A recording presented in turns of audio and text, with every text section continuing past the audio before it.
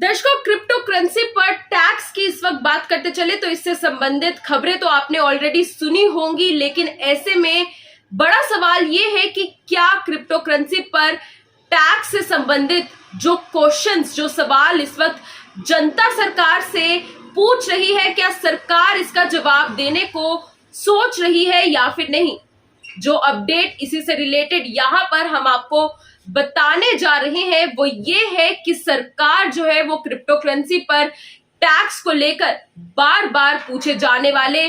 प्रश्न यानी कि FAQ, फ्रीक्वेंटली आस्क्ड क्वेश्चंस पर काम कर रही है। जी हाँ, आपको बता दें कि एक अधिकारी ने ये जानकारी देते हुए कहा कि फ्रीक्वेंटली आस्क्ड क्वेश्चंस से वर्चुअल डिजिटल संपत्तियों पर इनकम और गुड्स एवं सर्विसेज कर GST लगाने के बारे में चीजें स्पष्ट हो जाएंगी। और ऐसे में अधिकारी ने यह भी कहा कि FAQ के सेट का ड्राफ्ट जो है वो department of economic affairs DEA, reserve bank और साथ ही साथ रेवेन्यू डिपार्टमेंट द्वारा तैयार किया जा रहा है ताकि लोगों के जितने भी डाउट्स है वो क्लियर हो जाए। जानकारी यहाँ पर ये भी दे दे कि बाद में मिनिस्ट्री ऑफ लॉ द्वारा इसकी समीक्षा भी की जाएगी। जो खबर इस वक्त सामने निकल कर आई, बताते चले कि क्रिप्टो करेंसी और वर्चुअल डिजिटल संपत्ति को लेकर बार बार पूछे जाने वाले क्वेश्चंस पर जो काम इस वक्त चल रहा है, सरकार काम कर रही है। हालांकि अक्सर पूछे जाने वाले प्रश्न सूचना के उद्देश्य से होते हैं और इनकी कोई भी लीगल वैलिडिटी नहीं होती है, लेकिन फिर भी ये सुनिश्चित करने के लिए कि इसमें कोई खामी तो नहीं है, जो मिनिस्ट्री ऑफ लॉ है उनसे राय मांगी जा रही है। इसके अलावा खबर दे दे कि ऑफिसर ने हमें यह भी बताया कि department of economic affairs, revenue और साथ ही साथ रेवेन्यू बैंक ये सुनिश्चित करने के लिए काम कर रहे हैं कि फील्ड पर कार्यालय और क्रिप्टो करेंसी, साथ साथ अगर हम अन्य डिजिटल करेंसीज की बात करते चले तो सभी करेंसीज का लेन देन करने वालों के लिए टैक्स के पहलू जो है वो स्पष्ट हो सके।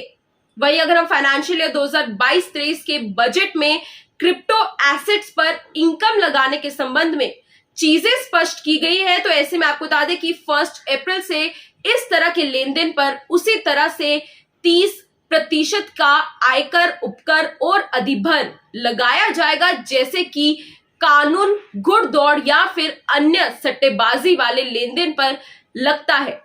साथ ही साथ जिस तरह से बजट 2022-23 में एक साल में वर्चुअल करेंसी 10,000 रुपीज से अधिक के भुगतान पर 1% की सोर्स पर कटौती यानी कि TDS और इस तरह के उपहारों को प्राप्त करने वालों पर टैक्स का भी प्रस्ताव है। ऐसे में आपको यह भी बता दें कि इसके तहत कुछ विशेष व्यक्तियों को, जो स्पेशल एक्सपर्ट्स है, उनके लिए TDS की सीमा 50,000 रुपीज प्रति वर्ष होगी और इनमें व्यक्ति HUF आदि शामिल है, जिन्हें अपने खातों का, अपने अकाउंट्स का इनकम कानून के तहत ऑडिट कराना होगा और 1% TDS का प्रोविजन जो है वो 1 जुलाई 2022 से लागू होगा। जब इसके अलावा ये भी जानकारी हो, 1% TDS का प्रोविजन 1 जुलाई 2022 से लागू होगा, जबकि 1 अप्रैल 2022 यानी कि इसी महीने की स्टार्टिंग डेट की बात करते चले तो उस समय से GST FAQ से ये स्पष्ट हो सकेगा, जो इस समय सरकार फ्रीक्वेंटली आस्क्ड क्वेश्चंस पर काम कर रही है, जिसके तहत जनता के जितने भी डाउट्स है क्रिप्टो करेंसी पर टैक्स को लेकर वो कहीं ना कहीं सॉल्व हो जाएंगे। तो आपको बता दें कि इन FAQ से ये स्पष्ट हो सकेगा कि क्रिप्टो करेंसी वस्तु है या